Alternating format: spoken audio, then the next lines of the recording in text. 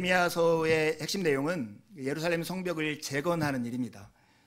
재건할 마음을 갖고 왕의 도움을 받아서 예루살렘에 왔던 느헤미야가 이제 드디어 성벽 재건하는 일을 시작하게 되었습니다.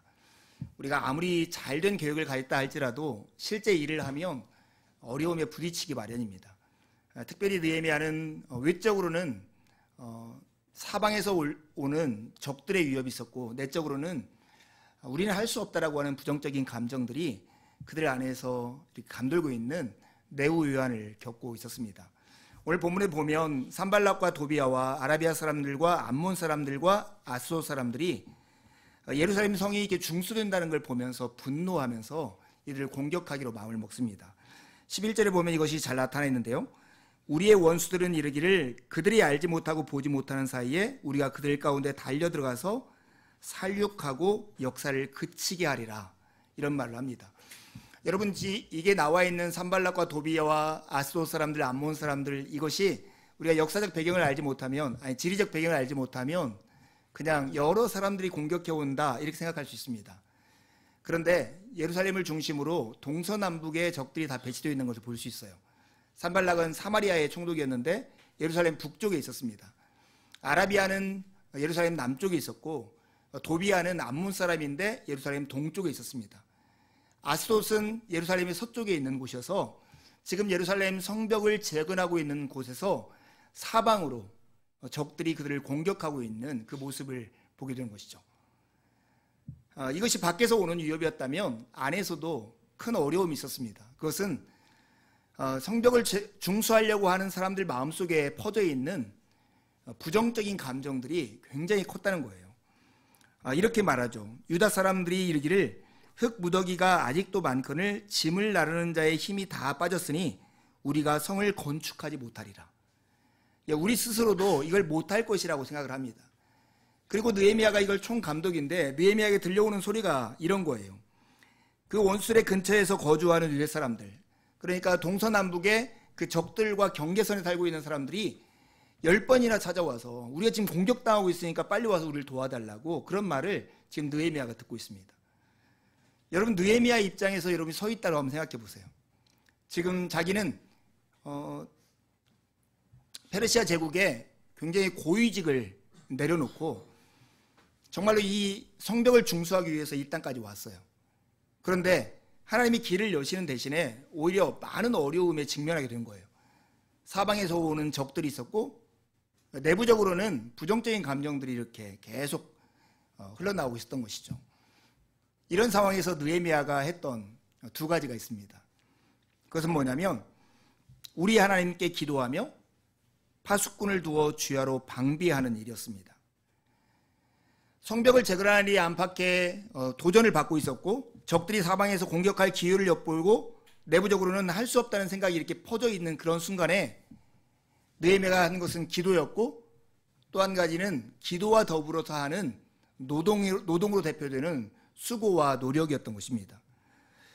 느헤미야가 기도했던 것은 느헤미야 1장부터 계속 나오니까 우리가 이해할 수 있는 것인데, 기도뿐만 아니라 이 사방의 적들로부터 이것을 방비하기 위해서 했던 노력들이 정말 대단합니다.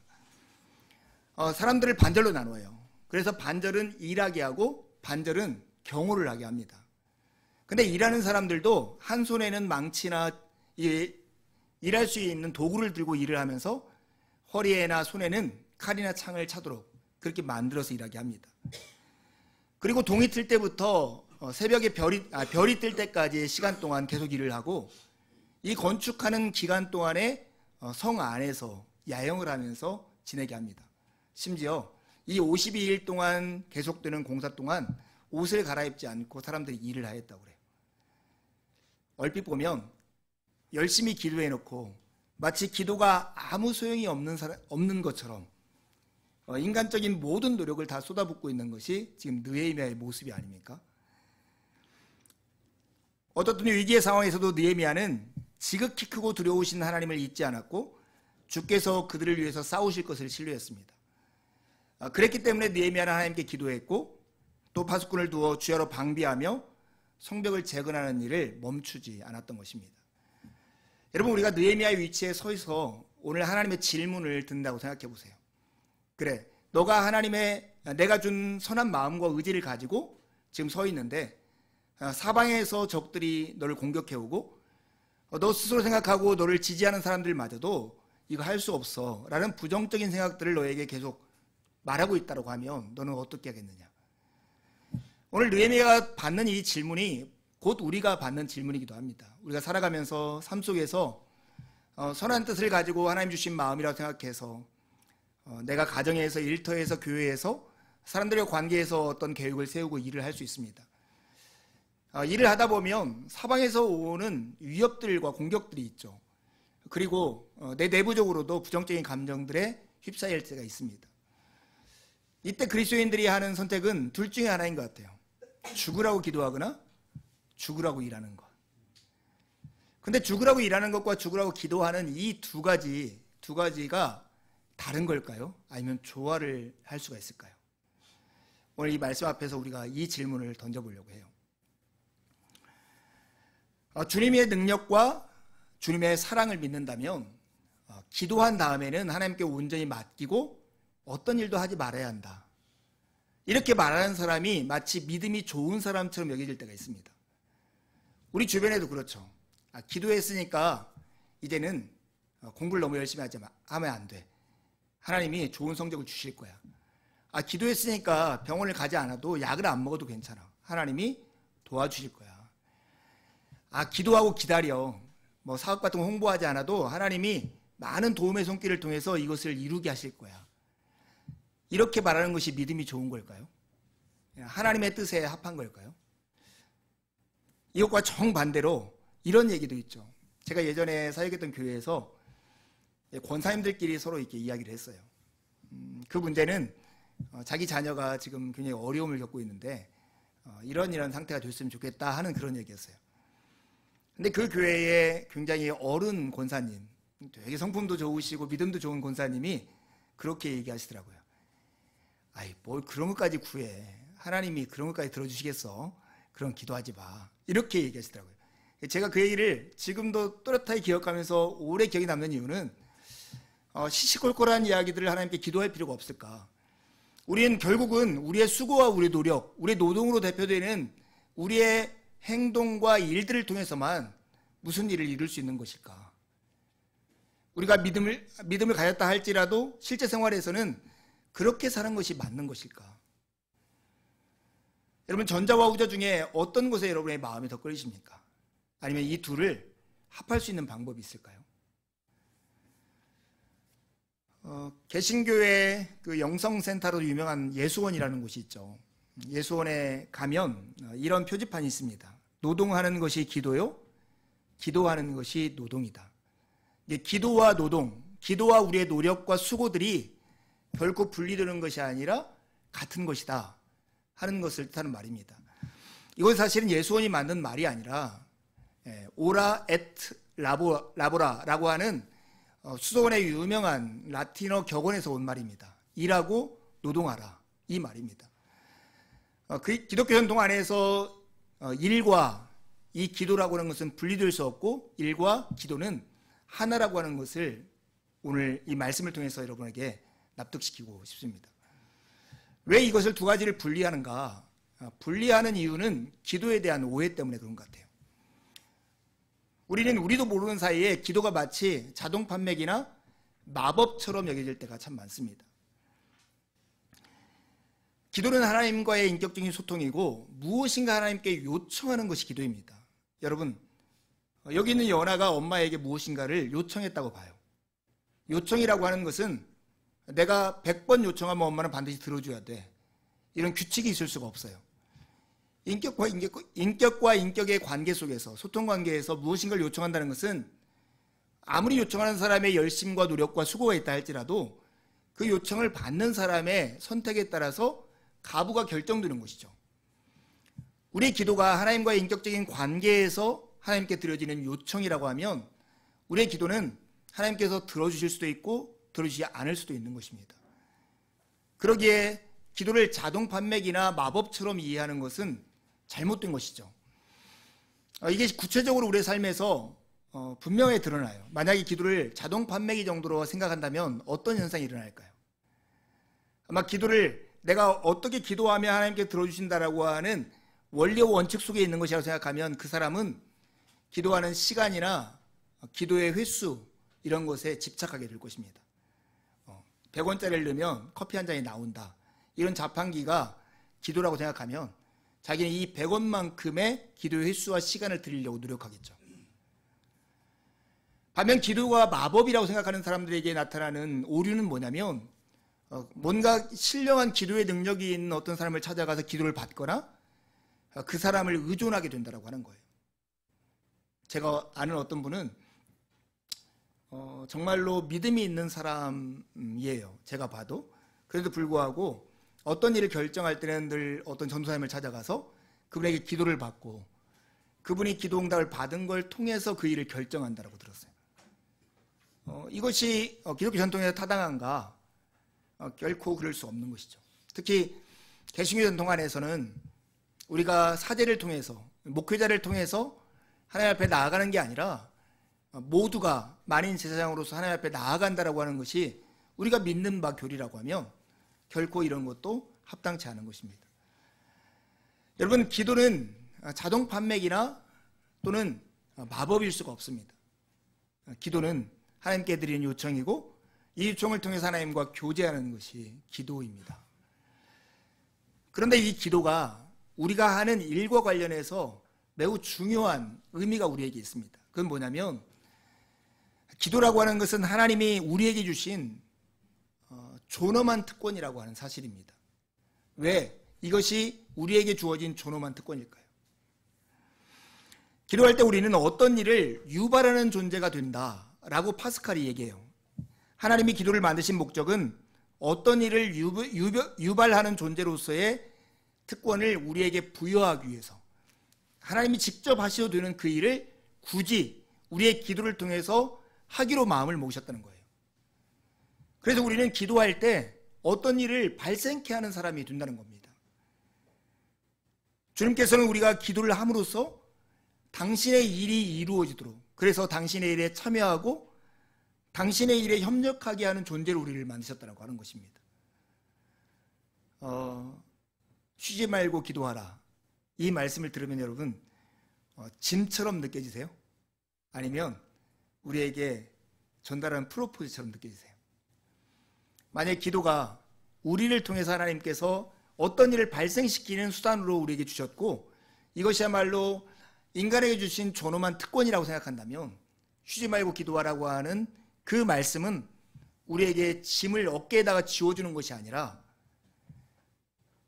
내 일에 함께하자, 내 일을 함께하자는 주님의 프로포즈로 볼 수 있는 것입니다. 저는 테니스 대회를 자주 보는데 테니스 경기 보면 여러분 경기할 때 그 네트 좌우편 그리고 선수들 뒤에 그 어린 아이들이 볼보이 하는 걸 여러분 보셨습니까? 공이 떨어지기가 무섭게 반무릎하고 있다가 막 달려가서 공을 갖다가 주워가지고 제자리를 가는 거. 여러분 이 모습을 보면서 아동학대네 이렇게 생각해 본 적 있으세요? 저들 너무 좋겠다. 저 유명한 선수들 옆에서 공을 줍고 하는 거 얼마나 영광스러울까? 이렇게 생각하세요.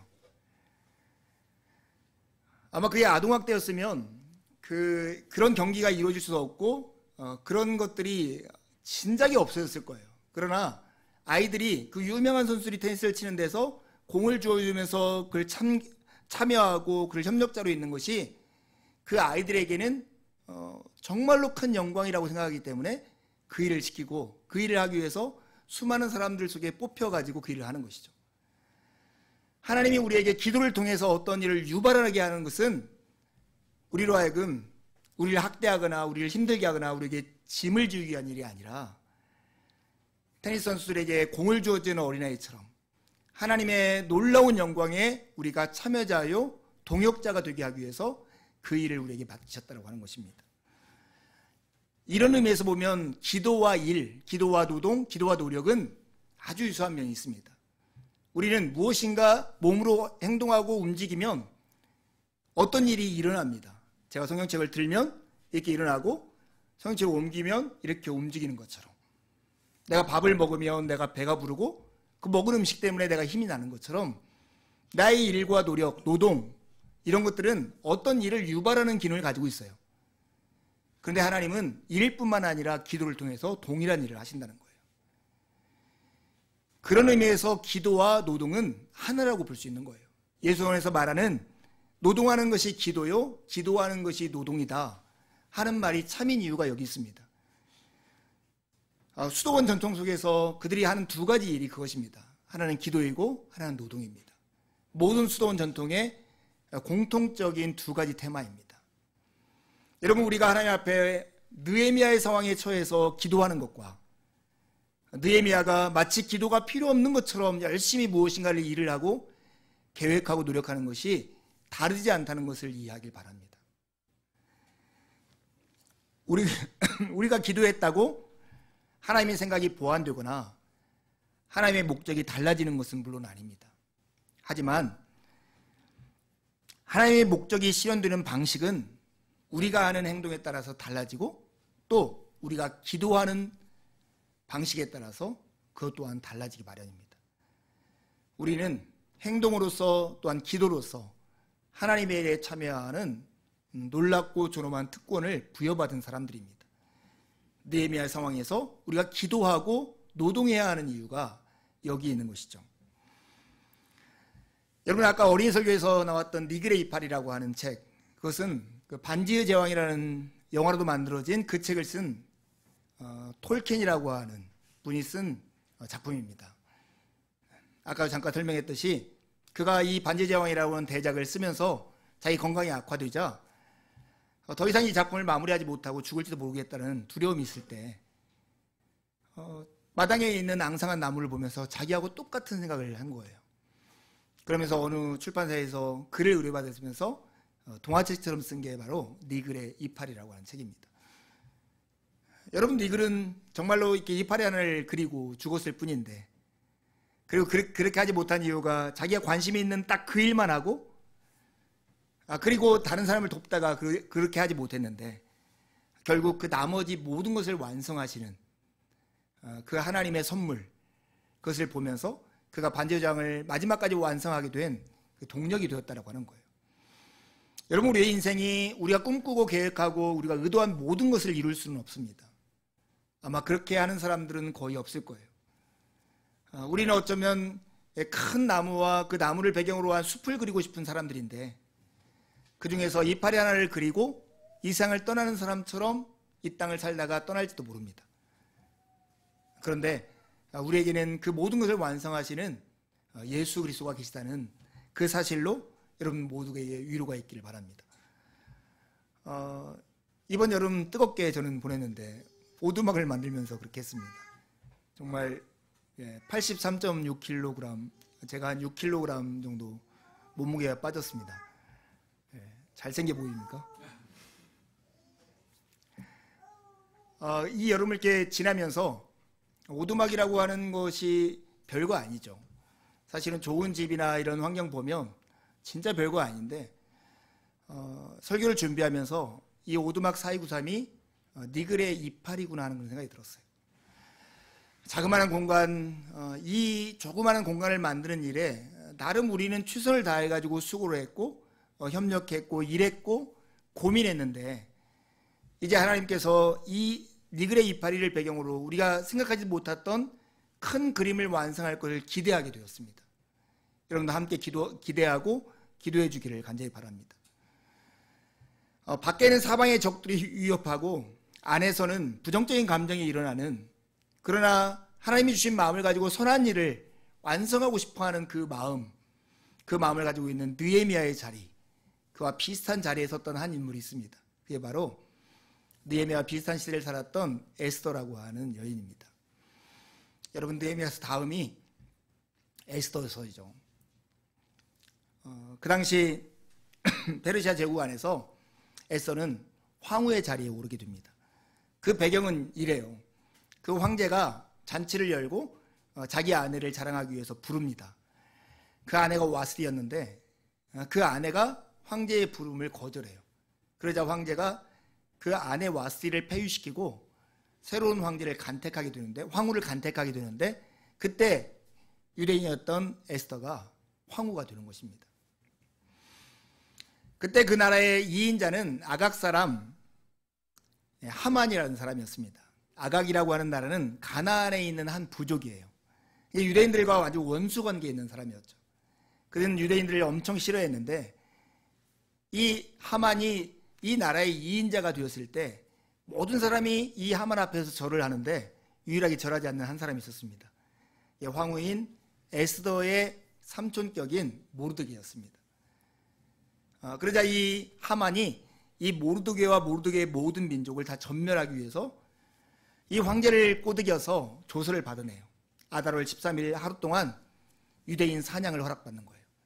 이날은 이 나라에 있는 모든 사람들이 유대인들을 마음껏 살육해도 죄가 되지 않는다라는 조서를 만들어서 공표하게 됩니다. 이 조서를 돌이키지 않으면 이 민족 전체가 사라져버릴 위기 가운데 있는 것이죠. 그때 모르드게가 이 에스더에게 네가 황제에게 나가서 네가 유대인인 걸 밝히고 이 조서를 돌이키도록 만들어야 한다. 에스더가 말을 하죠. 나는 지금 황제가 나를 부른 지 30일이나 됐는데 황제가 부르지 않은 상태에서 내가 나아가면 내가 죽을 수도 있다. 그때 모르드게가 이 에스더에게 한 말이 이것입니다. 이때에 내가 만일 잠잠하여 말이 없다면 유다인은 다른 데로 말미암아 노임과 구원을 얻으려니와 너와 내 아버지의 집은 멸망하리라. 네가 황후의 자리를 얻은 것이 이때를 위함이 아닌지 누가 알겠느냐. 이렇게 에스더에게 되묻는 거예요. 여러분, 모르드게는 에스더 외에는 소망이 없는 거예요. 에스더가 황제에게 나아가서 그 조서를 변경하는 새로운 조서를 내리지 않으면 유다인은 아달월 13일에 전부 다 죽을 위기 가운데 있는 것이죠. 이런 상황 가운데 이 모르드게의 말에는 매우 중요한 교훈이 담겨 있어요. 만일 네가 잠잠하면 유다인들이 구원을 받지 못하는 게 아니라 유다인들은 다른 데로 말미암아 노임과 구원을 얻으려니요. 지금 에스더 너가 있는 위치와 자리를 이용해서 하나님이 계획하시는 이 구원의 사역에 제발 동참해라. 이런 제안을 하는 것이죠. 그리고 지금 에스더가 가지고 있는 그 자리가 바로 이 구원을 위한 자리인 줄 누가 알겠느냐라고 그에게 얘기해요. 여러분, 여기에서 에스더가 서 있는 자리를 우리가 잘 살펴보면 좋아요. 모르드게가 에스더에게 네가 있는 이 자리를 얻은 자리라고 말을 해요. 이 얻다라고 하는 단어가 숭트로 되어 있는데요. 이 자리가 결국 자기가 스스로 능력으로 얻은 취한 자리가 아니라 선물로 하나님으로부터 부여받은 그런 자리라는 거예요. 근데 지금 에스더가 있는 이 황후의 자리라고 하는 자리가 대단한 능력의 자리가 아니었어요. 왜냐하면 왕이 부르지 않으면 왕 앞에 나아갈 수도 없는 그 자리가 그 시대의 황후의 자리였어요. 중요한 자리 같지만 영향력은 애매한 자리에 에스더가 있었습니다. 그런데 유다인들의 구원을 위한 사명을 받은 자리이기도 했어요.